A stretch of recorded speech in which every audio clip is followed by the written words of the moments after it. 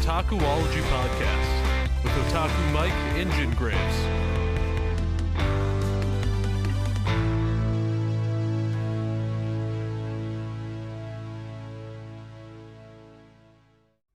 Hey, how's it going? Mike here for the Otakuology Podcast. Just want to let you guys know a little heads up. In this episode, I talked to Phil. He is the Blerd Explorer, and he wrote the Black Traveler's Guide to South Korea. It's a series of books. We particularly talk about this one that he wrote, Daegu, South Korea, where his last book that he wrote. I just want to say sorry for if I sound a little crummy or bad. I have been fighting a cold, and I apologize. But I didn't want to put this interview off um, any longer because it was hard to get him scheduled to interview, and I like to think I had a good interview. I did this solo this time. It was me and Phil. No Jen this time. Jen Graves was out at a convention, uh, dressing up as Jesse from Team Rocket. But we will have Jen later on in this episode where him and I will discuss the book that we read. But this part you're going to listen to right now is just me talking to Phil about his experiences in South Korea, being black, and writing this book. I thought it was a fun time talking to Phil, and I hope you guys go check him out. I will leave all the links down and below in the description for you guys to go check out his book, his social media, and stuff like that. Thanks for watching. I hope you guys have a fun time. Hey guys, how's it going? Mike here for the Otakuology Podcast. I'm here with Phil. He is the creator, writer of, how would you describe it, Phil? It's a traveling guide, correct? Right. It's a traveling guide. Yes. And it's the Black Person's Guide to Doge, South Korea, correct? Daegu, South Daegu, Korea. sorry, Daegu, South Korea. What inspired you to write this book? Well, for one, hi everybody. I'm Phil. I go by the Blerd Explorer. So what inspired me, and I've been asked this question a lot before, is why is it black travel? Mm-hmm. And and you probably saw I mentioned in my book and also my previous book. The reason I kind of focus on more on black travel, particularly, is because when it comes to travel in general, usually, especially in Asia, for instance, how can I say this? It's like usually, now I want to make this clear, like all foreigners get stared at, but usually those with a darker complexion get the more looks than the white person can ever face. Okay, because that was one of the things that I kind of gravitated towards in your book, and I was curious about that. Like, what were your experiences first going over there, socializing with Koreans? Right. What was that like for you? Is it still the same thing like you had, like you written in your book, or is it a little different now Well, that it's still the since same you've been thing. over there for a couple of years, right? Oh, same thing. It's still the same scenario. People stop and stare, but especially it depends on like where you go in Korea. Okay. Like, say if you in the capital, the downtown area of Seoul, right? Okay, nobody's Mhm. really gonna care as much. Now, for Mhm. me, I'm a tall guy. Like, I'm 6'7", 200 centimeters tall. So of course, Yeah. people will still stop and stare at me if they see me, especially the older generations for sure, and Oh, the really? very Okay. young. Uh-huh. Uh, and so, and like I said, it's usually mostly just out of curiosity and fascination because again, Mhm. most Koreans don't really interact with foreigners, like unless they work with them or like as Okay. ESL English teacher, like some do. Mhm. Most interactions with foreigners are pretty limited, Mhm. and so for a lot of Koreans, I think most and also military too. I forgot about that. For Mhm. most Koreans, usually they kind of believe what they see in media, like they kind of believe heavy on stereotypes. So what they see, Okay. if they see a black person, they either were from either Africa Mhm. or Obama, LeBron James, basketball player, hip hop rapper. I also heard like Russian girls, like any white girl, like most white girls, Uh-huh. especially blonde white girls, they think, oh, you're Russian, you're either American Oh, wow. or you're a Russian prostitute, Russian hooker, or something like Oh, that. man. So correct me if I'm wrong. You're a Huh? teacher, correct? You're teaching over in South Korea. Yes, ESL, English as How, a second language.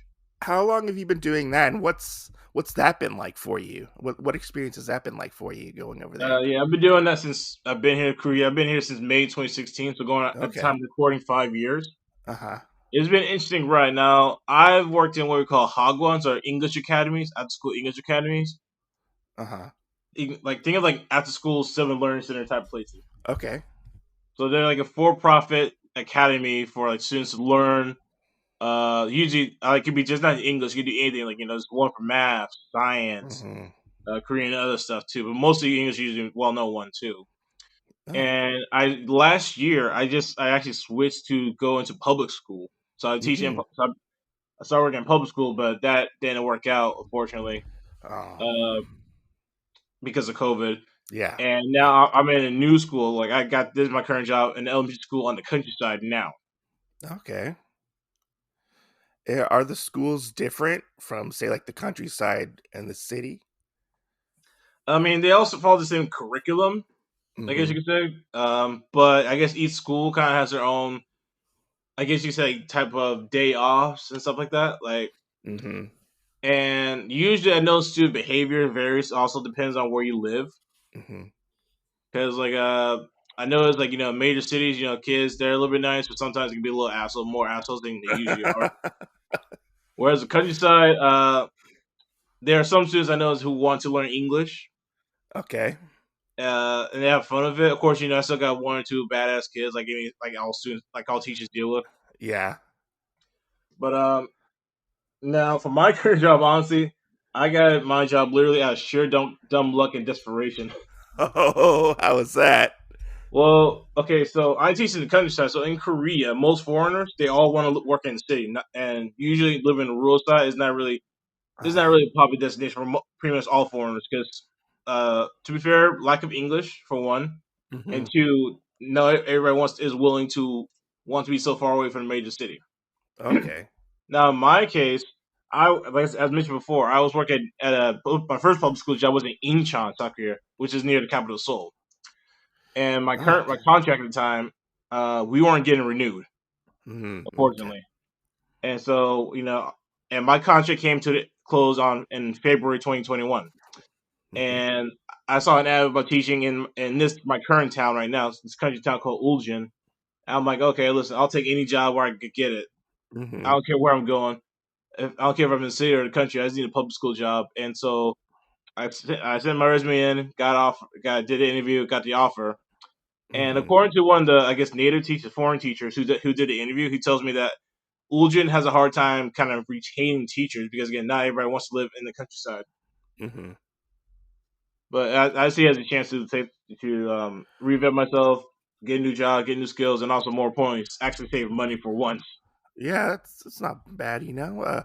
So what were your did you just move to South Korea to on a was it like on a whim, or did you just wanted to go there to teach?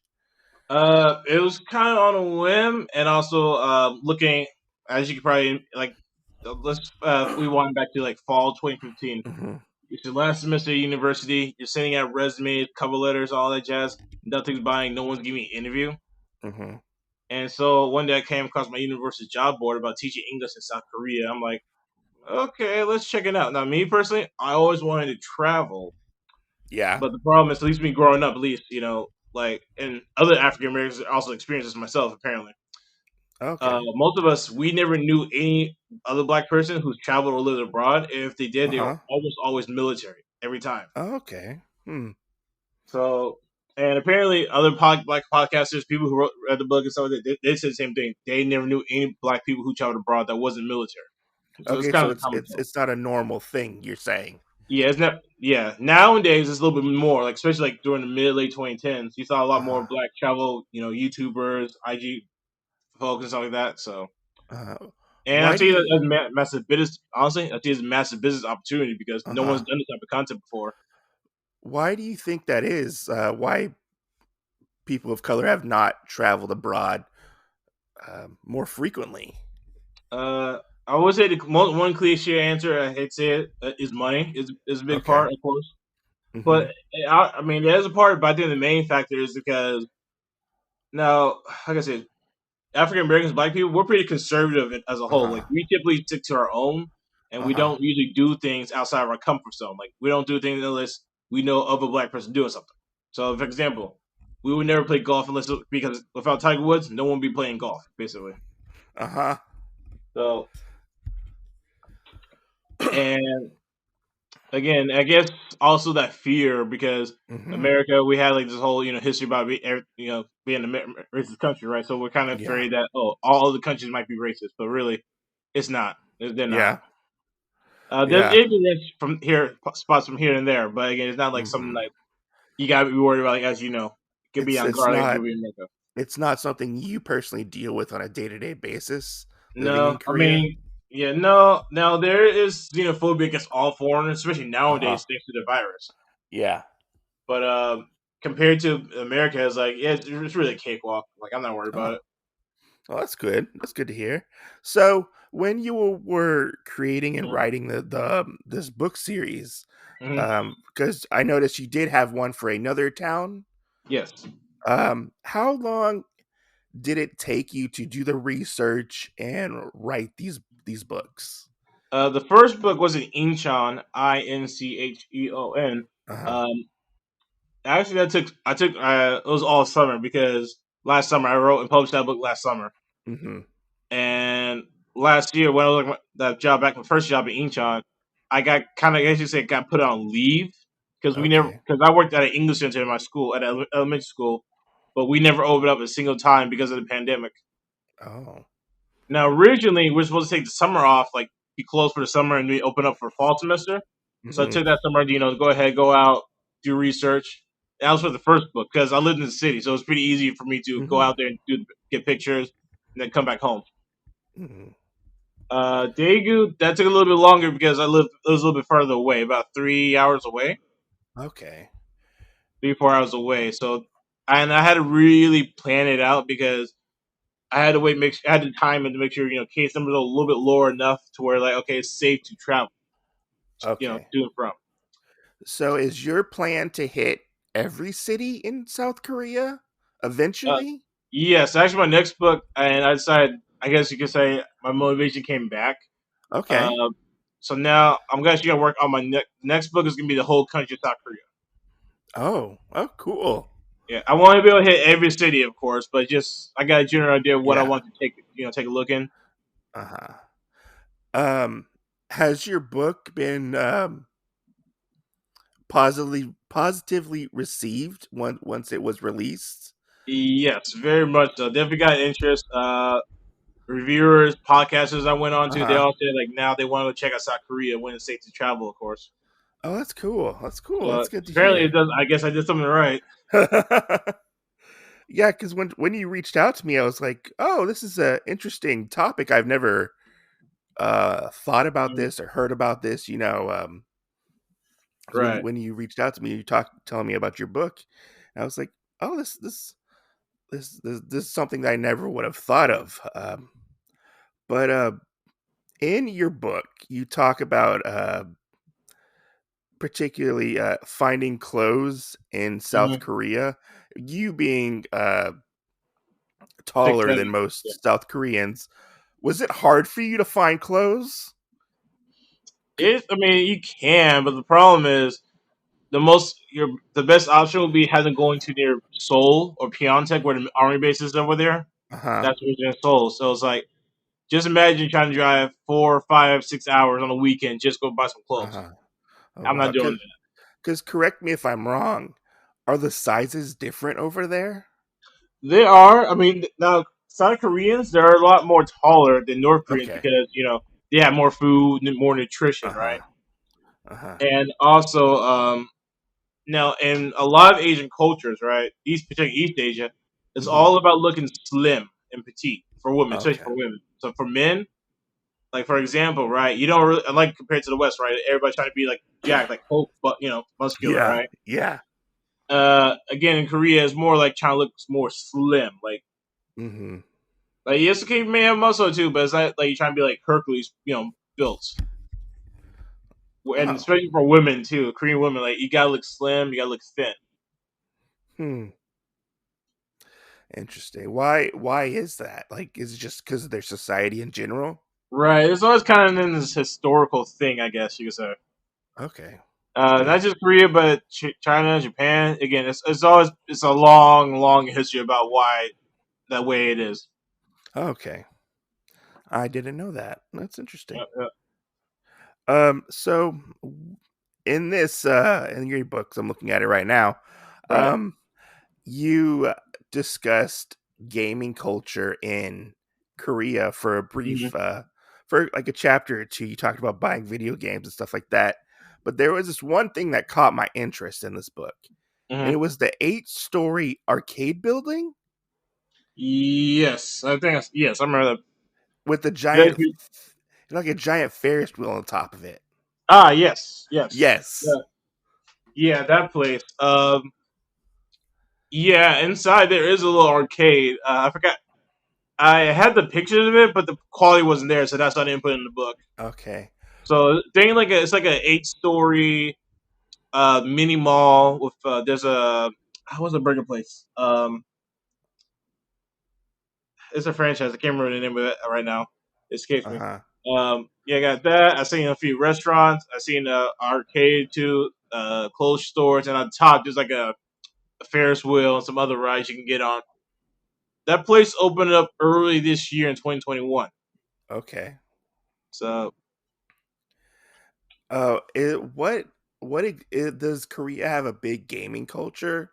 yes, very much so. Mostly PC and mobile is more popular. Okay. Uh, Now, for example, like there wasn't like I'm a big fan of Super Smash Brothers, so I was part of the Mhm. scene in America, right? Went to a couple tournaments. Coming to Korea, there really wasn't a small scene. There wasn't really a scene. Nobody's really playing Okay. Smash Bros. You had That to actually was find a foreigner to who uh plays it. that was Now, actually when gonna the sorry, go ahead. yeah, Uh when the Switch came out, mhm. then it started to blow up. Like there's now we have like official Super Smash Bros. Scene here in Korea. Uh-huh. That was gonna be my next question because I Yes, saw sir. that on your in your book you were ranked, was it 6th Hmm? in the rankings for Super Smash Brothers? Oh no, that's missing my Smash Bros. ID. Oh, okay, okay. I I mean, misread that. I'm not that good. Oh, so Plus, has to be has honest with you, I haven't played in months. okay. So when you got there, the Mhm. scene wasn't that big, and then No, it's blown up though. definitely. I remember last it was a 2019, summer 2019. There was a Hmm. big massive tournament called Blackout. I think it was called. They had like about 250 people signed up. Oh wow. Yeah, for Korea, that's huge. And now me, I wanted to go so badly, but that was the Uh-huh. day I had to move to my new job, to a different job, Oh. so I couldn't go. So are the tournaments a pretty big deal there? Like, do Mm. people get really hardcore in the Super Smash Brothers tournaments? Now Koreans Say are like yeah, over here in the yeah. US? Now to be fair, Koreans get very competitive almost everything. They're just Okay, competitive in okay. general. So of course, it's competitiveness in Smash Bros as well as Tekken and Street Fighter, Uh-huh. particularly. I've been to one place. There's a place in Seoul called Core A Studios, Uh-huh. and it's like I guess you could say like a fighting game cafe. So like you pay about $10, you get free beer, drink, and then play as much fighting games that you want. Mhm. And I would go there a lot when it was open, even during COVID. At times, when it's safe to do it with Yeah, limited yeah. capacity, of course. They haven't. I think the last time they opened up physically was in I want to say November 2020. They haven't opened up since. Okay. And I guess you could say I kind of went on. We did the online tournaments every now and then, but I guess I lost my interest in playing Smash Bros because there's no meetups. Oh man. Yeah, Well, which I hopefully miss that dearly. picks up again for you, Yeah, hopefully you know? soon, but we'll see. Now with the vaccine rates going over here, we might have a shot. Yeah. Has things taken a hit over there in Korea because of the COVID, or Mhm. Oh, is it definitely. different? Everybody got hit, just like everybody else. Shops been businesses have closed permanently. Uh Mom and huh. pop restaurants, businesses, even during the times when they had to shut down temporarily. Some of them just didn't weather the storm because obviously, most many businesses around the world, many of them have barely made a profit, barely survived. Okay, that's sad. That's sad to hear. Yeah. Actually, in the Daegu book, I know there's some anime theme. There's an anime Hmm. theme ramen shop I wanted to go to. In this, I think I want to take a picture of this Gundam model. I think place. I wanted to put it in the Oh, book, but I ran out of time. yeah. Are you into gunplay at all? No, I'm not in the mechs. I'm not in the mech anime. Okay, I just okay. can't get in mechs myself. Like it's just not for me. Because I know I actually really love building gunpla, and I know that in Korea they do have a pretty big presence in gunpla over Yeah. there. That was going to be one Yeah. of my questions for you, but you answered it Oh, myself. yeah. Yeah. I know there's a in the there's a what's it UK electronic market in Seoul. Uh huh. Uh, on the same floor where you can buy video games, Uh there's huh. also like an area for anime, so you can buy anime figurines and stuff over there. Is anime big over there, just like in Japan and everywhere Um, else? I would say maybe it's hard to Maybe. say. Okay. Mostly because the whole Korea Japan controversy. So it's What's got. that? Oh, okay. For those who aren't aware, pretty much Koreans hate Japan, like hate Oh. Japan, hate Oh. Japan. Okay. It's really because of the history between the two nations. With Okay. Japan having a long history of invading the Korean Peninsula numerous occasions, even especially during World War II. Okay. So when I mentioned in the book, like when you come to Korea, you kind of want to be hesitant be careful how you react, how you say when you talk about Japan Uh in huh. any type of light. If you talk about I've been to Japan, or you talk about anime, because you don't know who you might piss off. Okay. And is that's a big thing over there, is not wanting to talk about Japan at all? Yeah, like there's almost even pre-COVID, like up to now, you'll find a protest about no. You'll probably see a sign or two about no Japan or something like that. Uh huh. And of course, I'm like, listen, I'm just a foreigner. That's not my business. I'm saying out this one. Even when I do my lesson in other countries, right? I kind of cringe when I see a Japan flag in the books, right? Because like Yeah. I don't know how it's gonna play out. Yeah. That's interesting to think about. I never would have thought that they had problems with each other. Well, I never heard about that. Yeah, I didn't know about it either. I know, of course, Japan was bad during World War II, but I didn't know about the Korea side, like what they did. Like Because it was brutal. I know that they had problems with China, Yeah, but I did not know about Korea. That's interesting. yeah. So, If you ever get a chance, I think what's that history called? Look up what's it Korean Comfort Girls. Like that was some oh, dark stuff. I think I have heard about that. Yeah, I think there was a video, like some animated film about that too. Like, I think I have. Yeah. Now that I remember it, yeah, that was fucked up. yeah, I didn't even know about that. So I came to Yeah. Korea. Um. So, one of my other questions for you with Sure. your I was kind of stalking you on Instagram a little bit just to get to know you a little bit better, you know. And it Stalker. says you went to the Pokemon Championships in 2019. Oh, that was no, it was like I guess you say like the opening. Like there's like a video game tournaments. Okay. Pokemon VGC TGC tournament. Uh-huh. Yeah, but that was for the first Pokemon Sword and Shield tournament in Seoul.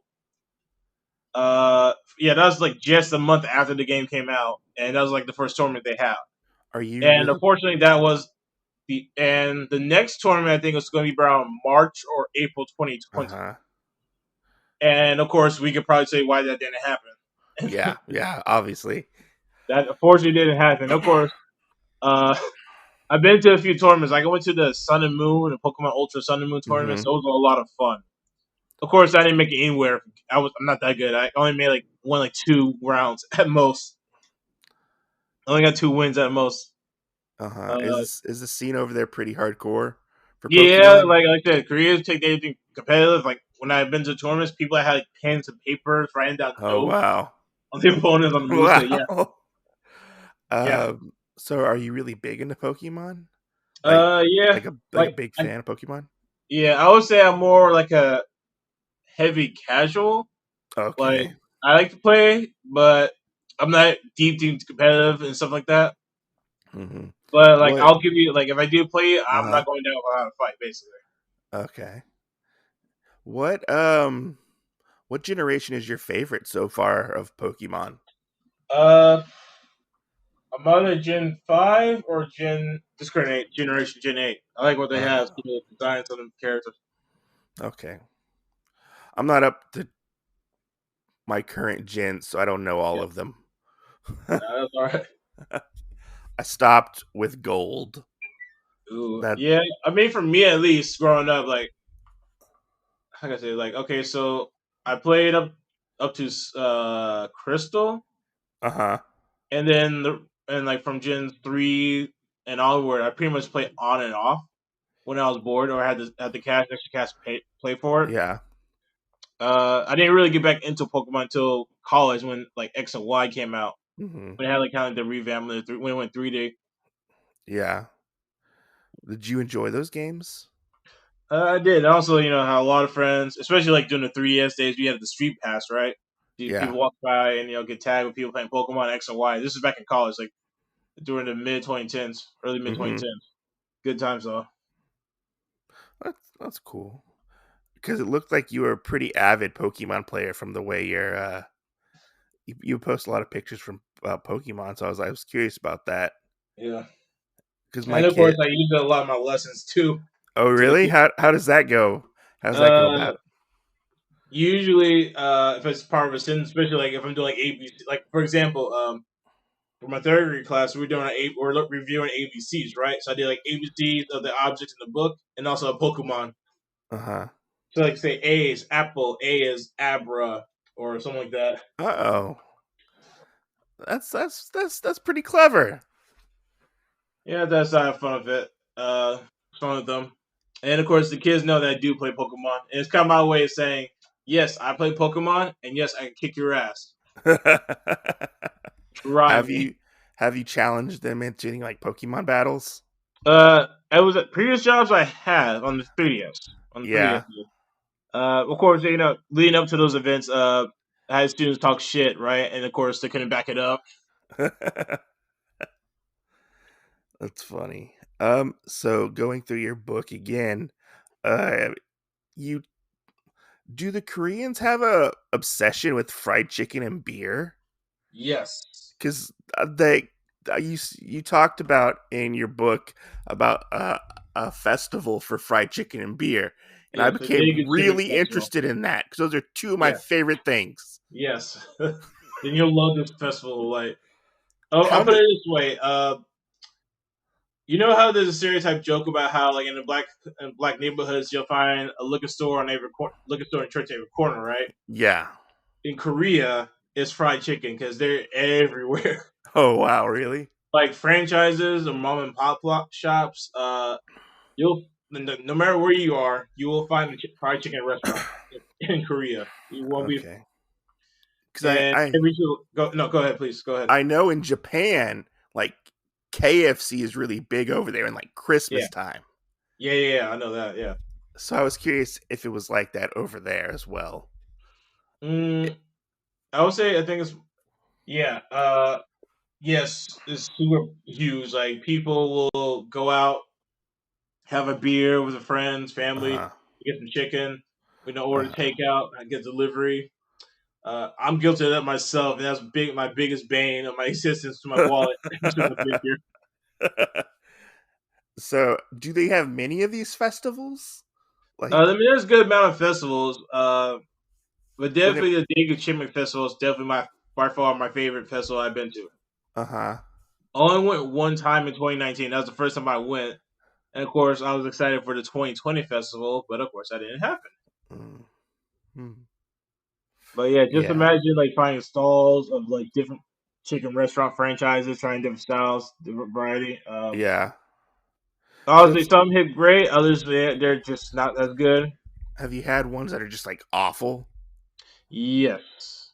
Okay. I can't. I don't remember the name of the branches though, but the franchise. But yeah, there are some.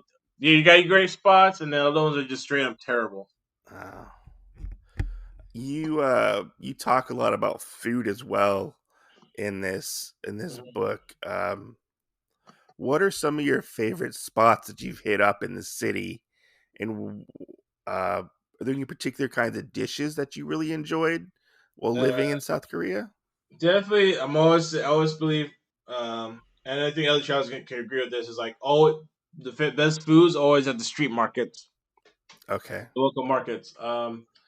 I had like my favorite dish for sure, street food dish is definitely called the hot dog. It's like a fried pancake stuffed with um, brown sugar, and a variety depending on whoever makes it, some type of nut or seed, and Uh-huh. cinnamon too. So it's really delicious, but at the same time, I wouldn't recommend it if you got food allergies. Is it kind of like a crepe? I would say I don't know how to describe it, like a fried pancake stuffed Huh. with brown sugar. Interesting. I've never heard of that before. Oh yeah, it's definitely delicious. Definitely recommend it. Let's see. I lost my questions. Where did they go? Um so talking about food as well, because that was a big part of your book. Hmm. I was curious to know about the donut game there. Hmm. Are donuts a big thing there? Because you covered donuts a little bit. Yeah, I think it's more Korea has a problem with trends. Like Oh once it yeah. dies, like I would say random donuts. It's kind of more of a trend, but it seems to be somehow still kicking, right? Uh-huh. Usually, what happens is on Instagram or whatever social media platform, if something jumps off, people will stand in line for X amount of time to, take pictures, and try the food or place, right? If it seems, Mm-hmm. uh, and from what I've been told at the time when I was researching, now this place opened up because I used to live in Daegu before, from Okay. 2018 to 2019 for a Mm-hmm. year. So that place and the place with the wheel with the Ferris wheel that opened up after I left. Okay. So I wasn't there when it opened up, but Uh-huh. I remember walking past the place where it has the Ferris wheel. I remember walking past that area while it was under construction. Mm-hmm. Uh, I was also say my favorite place definitely to go drink. Even though I'm not a big alcohol person, but I definitely enjoy going to a place called Go Go's. Uh-huh. Uh, I put it in the book too. You probably see it past. Just imagine a Capri Sun size type drink with alcohol, with rum, Jägermeisters, whatever have you, for like $2 to $5, depending on the drink. Yes, I remember that in the book, yes. That's was it like really strong? I'm pretty sure you can make it strong. You can make it weak, whatever you like it. Mm-hmm. It's definitely a popular destination for everybody: Koreans, teachers, army guys, military guys. Okay, so it's a really big destination then. Oh, very much so. And of course, it's surrounded by and the plots in the spot in downtown Daegu, Balmadong, where Yeah. there's bars and restaurants everywhere. So what is the living situation like for you? Is it really cramped over there? Or do you have like an actual house? Like, cuz I know in Japan it they always have really cramped areas, it seems like. Yeah, they do. Similar situation in Korea, especially in the bigger cities. Like now, Korea's the challenge part compared to Japan is Korea's surrounded by mountains. It's like a mountain Uh-huh. peninsula. It's like everywhere you go in Korea, there's always gonna be some type of hill or mountain. Uh-huh. Like, even for example, I lived in this one town called Masan, right? Uh-huh. And it's down by the sea on the like southern part of Korea. And where I was, like I was on the city side, right? But Mhm. behind me, like if you go straight up the hill, behind the hill was the countryside, and also lead to a hiking trail too. Yeah. So you can say the town, the city was built on a mountain, hill and a Mhm. mountain. So and just like Korea too, you'll be doing a lot of walking. So you're Mm-hmm. probably going up and down the hills, especially at the amusement park. Okay. Where were you originally from? I'm from South Carolina.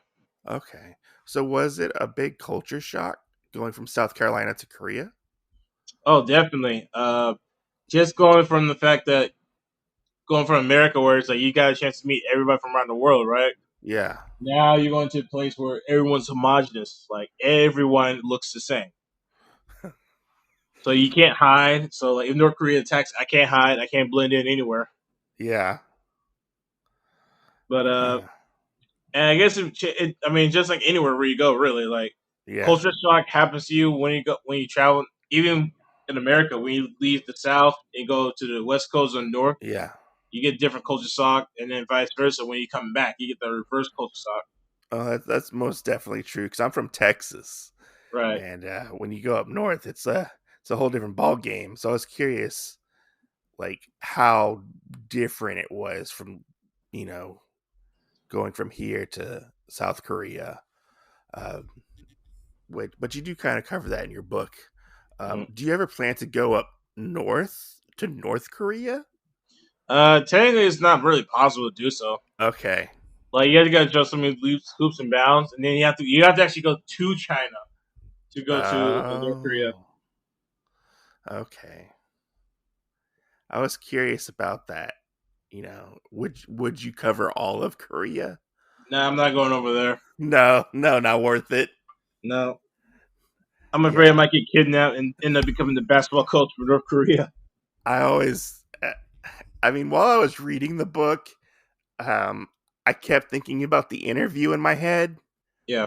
from the movie with North Korea. And I was like, oh, I wonder. Oh yeah.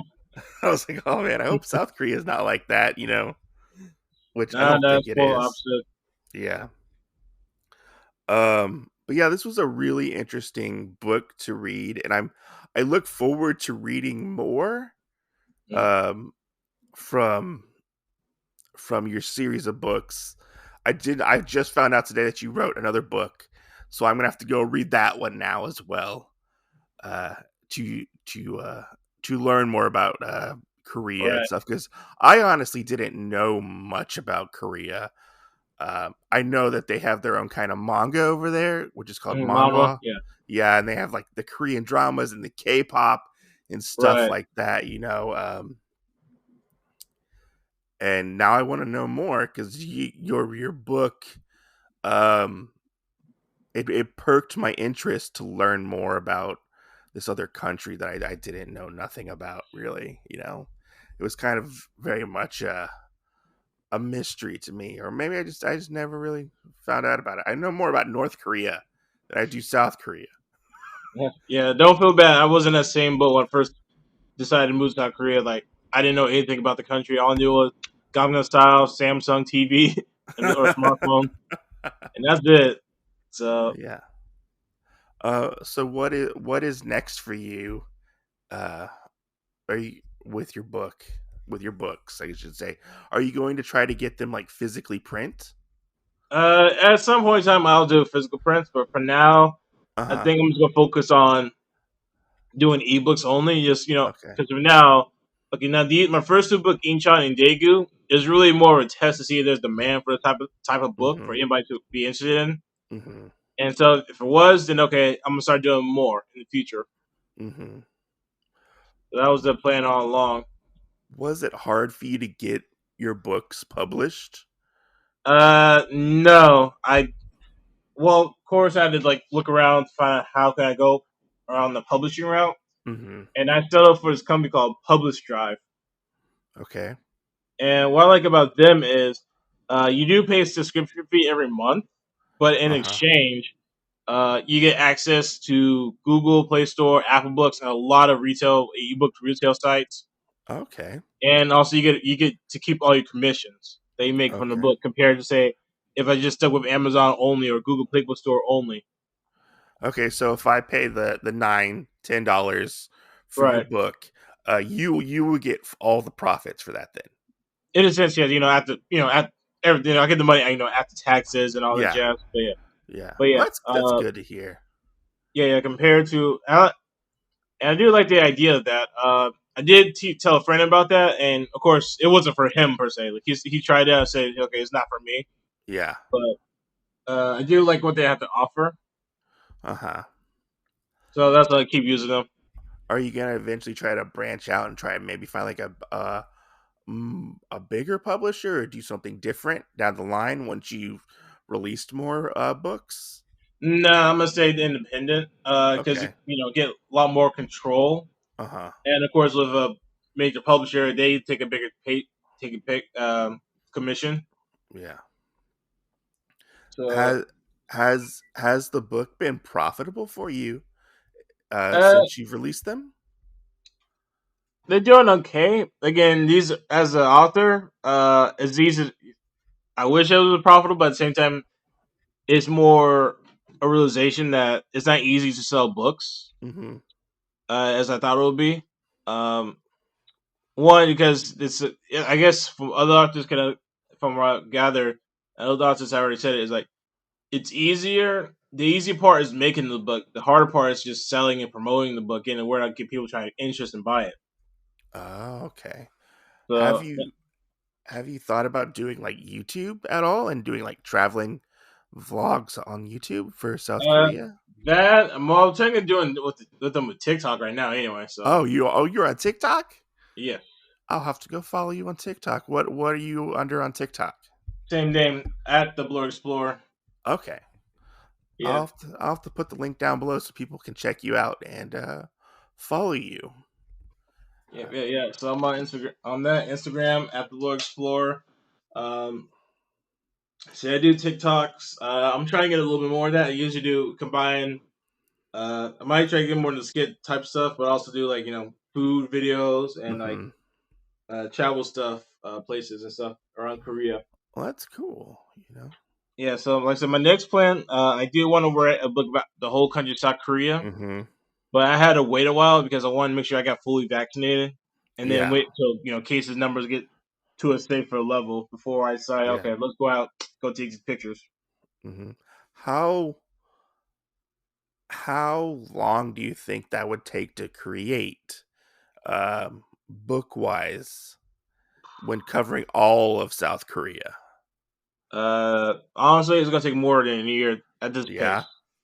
Okay. because Because I of will. Yeah, because of all the traveling and stuff you'd have to do. right, and also because of the pandemic. So what that Yeah. makes it harder to uh even think about like even for me, for example, like I actually thought about trying to do like a Kickstarter thing for this book, but Mm-hmm. I don't want to promise folks a book when I don't even know when it's safe for me to travel Yeah. Yeah. to be safe. That's the downside for that, most definitely. Yeah, and it's hard to say when it's gonna be ready because you just don't know what's gonna happen in the future. So Yeah, that's definitely true. But I just want to say thank you for coming on. This was a blast to talk to you. Um, Plug yourself, plug all the things that you want to plug, and I'll make sure to put all your social media links down below mhm. and the description for the podcast. I just want to say thank you for coming on and thank you for spending time with me talking to you about this book. And I know it's kind of late for you at the moment. Yeah, I think it's like what, like 12 o'clock? yeah, it's 12:11 a.m. in the morning over here. It was very hard to schedule you, Yeah, I know. I know. but I I just do want to, that a lot. I have that same problem with other podcasters too. So you're not alone. I do but the I same just thing want to with say both of them. thank you for spending time with me. This is a lot of fun to talk to you. No, thank you for having me on. Thank you Yeah. for giving me a chance. If you're all interested, check out the books. The Black Challenge Guide to Incheon, Incheon, Hmm. Incheon, South Korea, and the Black Challenge Guide to Daegu, Daegu. They're ebooks, and you can buy them on Amazon right now. Yes. Uh, for those who are into, I don't know, if you're in the Battlefield, they're looking forward to Battlefield 2042. I'll talk about one of the maps. It's called a place called Songdo, which is the area that's going to be the new Battlefield game. So you want to check that out too. Oh, cool. But yeah, thank you for coming on. This was a lot of fun. Go check out his book. Go check out his TikTok. Now I have to go check out your TikTok. But I read your book. Now I'm gonna go read the second book that you wrote as well because I want to learn more about South Korea. Yeah, Uh, yeah. Thank you for coming on. This was a lot of fun. No, thank you for having me on. Thank you.